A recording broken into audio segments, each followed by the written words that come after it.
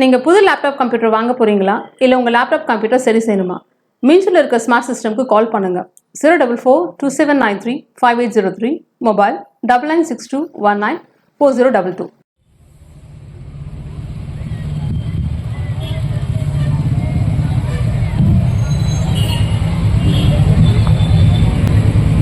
நாளைக்கு வரைக்கும் 22,000 இடத்துல பண்ண வேண்டிய டார்கெட். எதனாலன்னா அங்கங்க பெரிய பெரிய கூட்டங்கள்லாம் போட்டு பண்ண வேண்டாம், அந்தந்த ஏரியாவில் உள்ள பிரச்சனைகளை மட்டும் பேச சொல்லி தான் எங்களுக்கு கட்டளை இட்டிருக்கிறாங்க. ஆனால் தீர்மானம் போட்டிருக்கிறோம். ஒரு மக்கள் குறைய நம்ம முதல்ல எங்கே கொண்டு போய் சொல்லுவோம்? அரசுக்கு சொல்லணும்னா ஒரு கிராம சபை தான். அந்த கிராம சபாவில் இந்த ஒயின் ஷாப்பால் டாஸ்மார்க்கால எங்கள் பள்ளி எங்கள் குழந்தைங்களுக்கும் எங்களுக்கும் பாதிப்பு இருக்குன்னு இது வரைக்கும் 4 முறையாக நம்ம ஒரு கிராம சபாலையும் சொல்லியிருக்கிறோம். காந்தி முறையில், அதாவது அகிம்சை முறையில் நம்ம போய் சொல்லிட்டு இருக்கிறோம். அதே போல் தொடர்ந்து நம்ம கலெக்டர்ல இருந்து விஓ வரைக்கும் தொடர்ந்து லெட்டர் கொடுத்துட்டு இருக்கிறோம். இப்போ 2 நாளுக்கு முன்னால் கூட நேரடியாக குறைத்தீர்க்கும், மக்கள் குறைத்தீர்க்கும் என்ற ஒரு ப்ரோக்ராம் பண்ணிட்டு இருக்கிறாங்க வாரம். அது எதுக்கு பண்றாங்கன்றது இந்த நான் கொடுத்துருக்கிற லெட்டர் வச்சு தான் முடிவு பண்ண போறோம். ஏன்னா வாரம் குறைத்தீர்க்கும் நாள்னு ஒரு லெட்டர். அதுக்கு நேற்று பார்த்தீங்கன்னா திங்கக்கிழமை ஒரு 100-150 பேர் வெயிலில் நிற்கிறாங்க. அந்த அப்ளிகேஷன் கொடுக்கறதுக்கு, மனு கொடுக்கறதுக்கு ஒரு 100 பேர் வெயிலில் நின்று தான் கொடுத்துட்டு இருக்கிறாங்க.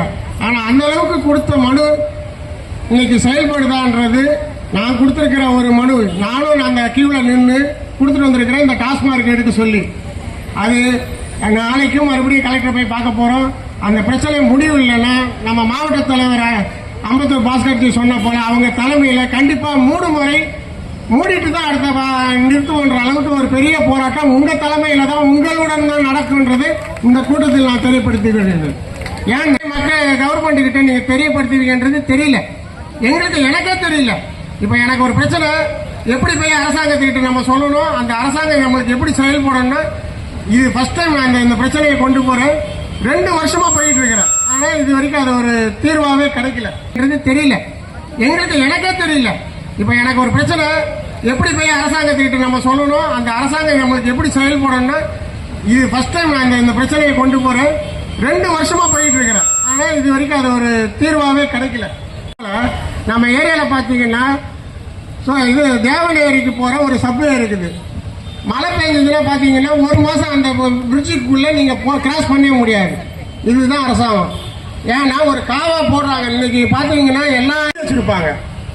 ஏதாவது ஒரு வழியை தண்ணி போய் இன்னொரு இடத்துல தண்ணி வெளியே போனால் தான் அந்த காவாவுடைய பர்பஸ் சால்வ் ஆகும். ஆனால் இன்னைக்கு இருக்கிறது பார்த்தீங்கன்னா எல்லாம் போல பெண் பிள்ளைகளுக்கு இன்னைக்கு பாதுகாப்பு இருக்கா? இன்னைக்கு நம்ம ஸ்கூல் போகிறோம், பசங்க அனுப்பி வைக்கிறோம், போயிட்டு வீட்டுக்கு வர்ற வரைக்கும் இருக்குது. நம்ம முன்னாடி பேசும்போது சொன்னாரு கஞ்சா என்ன, கஞ்சா எங்க பார்த்தாலும் கஞ்சா தான். அது இல்லாம இப்ப மாத்திரை. அதாவது தமிழ்நாட்டு மக்கள் ரொம்ப தெளிவு. ரவிக்குமார் சொன்னாங்க, நீங்க காசு வேணாலும் வாங்கிங்க, ஆனா திமுகவுக்கு ஓட்டு போடாதீங்கன்னு. ஆனா தமிழ்நாட்டு மக்கள் தான் யாருக்கு ஓட்டு போடுவான்னு யாராலுமே கண்டுபிடிக்க முடியாதுன்னு ஒண்ணு சொன்னா, அது தமிழ்நாட்டு மக்கள் யாருக்கு ஓட்டு போட போறேன்னு சொல்லவே மாட்டாங்க. யாரு வந்தாலும் அவனுக்கு தான் ஓட்டு, யாரு வந்தாலும் அவங்களுக்கு தான் ஓட்டு. தமிழ்நாட்டு மட்டும் தான் கருத்து கணிப்பே பொய்யா போகும். ஆனா ஒரு விஷயம் மட்டும் கண்டிப்பா நடக்கும். கருத்து கணிப்பு என்ன சொன்னாலும் சரி, தமிழகத்திலே இந்த முறை திராவிட முன்னேற்ற கழகம் டெபாசிட் இழப்பது உறுதி என்பது மட்டும் நாம் நிறைவாக சொல்லிக் கொள்ளலாம். ஏன் இதை சொல்றேன்னா, நீ யோசிச்சு பாருங்க. அரசு ஊழியர்கள் பெரும்பாலுமே எனக்கு தெரிந்து திராவிட முன்னேற்ற கழகத்திற்கு ஆதரவாக தான் இருப்பார்கள் என்கின்ற ஒரு சூழ்நிலையை நாம் பார்த்திருக்கின்றோம்.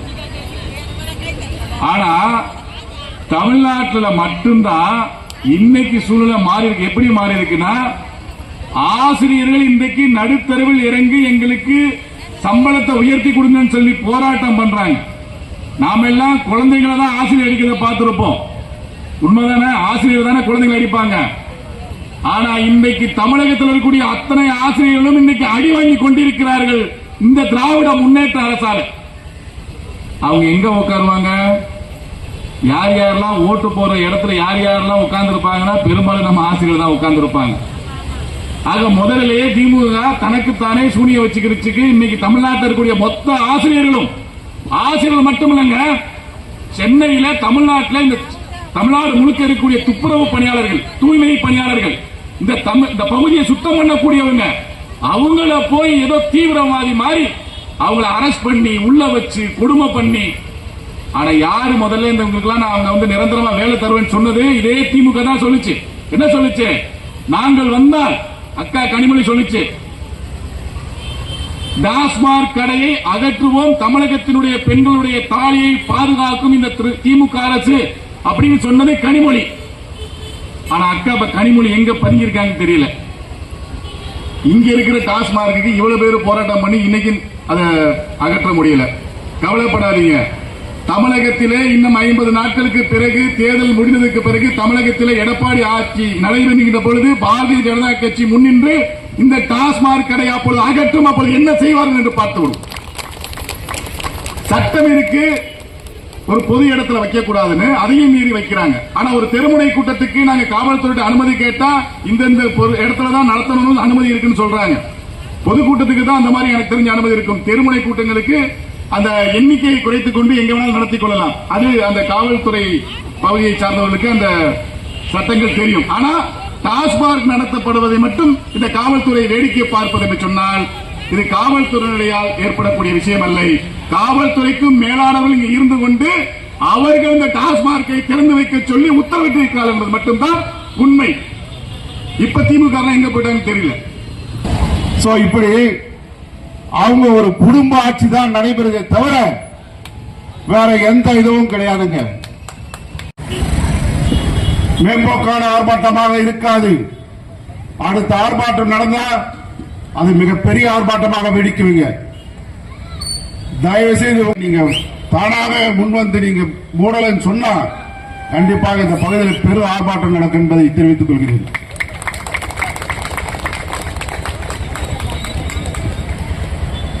அதே போல நம்முடைய ஏதோ தமிழக அரசு வந்து நம்மளுக்கு வந்து தர மாதிரியே ஒரு ஸ்டிக்கர் ஒட்டுறாங்க. 10 கிலோ அரிசி கொரோனா காலகட்டத்திலிருந்து இன்று வரைக்கும் எல்லாமே இலவசமாக வழங்குறது மத்திய அரசு. மத்திய அரசு தான் நமக்கெல்லாம் அந்த 10 கிலோ அரிசியை வந்து கொடுத்துட்டு இருக்காங்க. இதை வந்து இங்க இருக்கிற திமுக அரசு அவங்க இதை தர மாதிரி அவங்க ஸ்டிக்கரை ஒட்டி கொடுத்துட்டு இருக்கானுங்க. இதெல்லாம் நம்ம தெரிஞ்சுக்கணும் தாய்மார்களே. அது நம்ம என்ன நினைக்கிறோம், எல்லாமே வந்து தமிழக அரசு கொடுக்குது, தமிழக அரசு கொடுக்குது, எல்லாமே தமிழக அரசு தரலையுமா. அதே மாதிரிதான் எந்த ஒரு திட்டமாக இருந்தாலும் சரி மத்திய அரசு துணையோட தான் இந்த தமிழக அரசு செயல்படுத்துது. ஆனால் மத்திய அரசு நிதி கொடுக்கவில்லை என்று சொல்லி ஒரு பொய்யான ஒரு குற்றச்சாட்டை வைக்கின்ற அரசு இந்த திமுக அரசு. இன்றைய தினம் நாங்கள் சொல்றோம், காங்கிரஸ் கவர்மெண்ட்ல நீங்க வந்து மத்தியில் ஆட்சியில் இருந்தீங்க, அப்ப எவ்வளவு பணம் கொடுத்தீங்க நீங்க தமிழ்நாட்டுக்கு? அந்த கணக்கை நீங்க சொல்லுங்க. நீங்க 10 வருஷம் எவ்வளவு கொடுத்தீங்களோ அதை நாங்க ஒரே வருஷத்துல அதை விட அதிகமா கொடுத்திருக்கோம். இந்த வருடம் மட்டும் 75,000 ரூபாய், 75,000 கோடி ரூபாயை இந்த தமிழக அரசுக்கு நம்ம கொடுத்திருக்கோம். மத்திய அரசு பட்ஜெட்ல ஒண்ணுமே கொடுக்கல.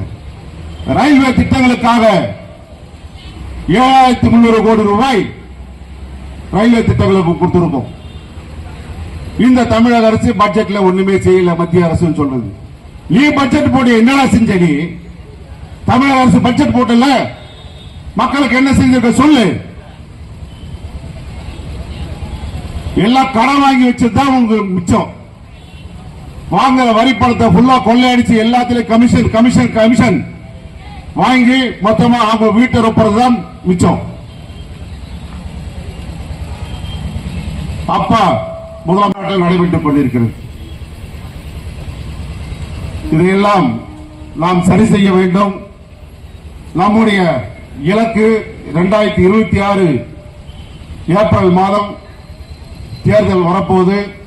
அந்த தேர்தலில் நீங்கள் எல்லாம் தயவு கூர்ந்து உங்களுடைய பிள்ளைகளின் எதிர்காலம் நன்றாக இருக்க வேண்டும் என்றால் தேசிய ஜனநாயக கூட்டணி வேட்பாளர்களை ஆதரித்து வெற்றி பெற செய்ய வேண்டும் என்று கேட்டு இந்த நல்வாய்ப்பு அளித்த நல்லுள்ளங்களுக்கு நன்றி.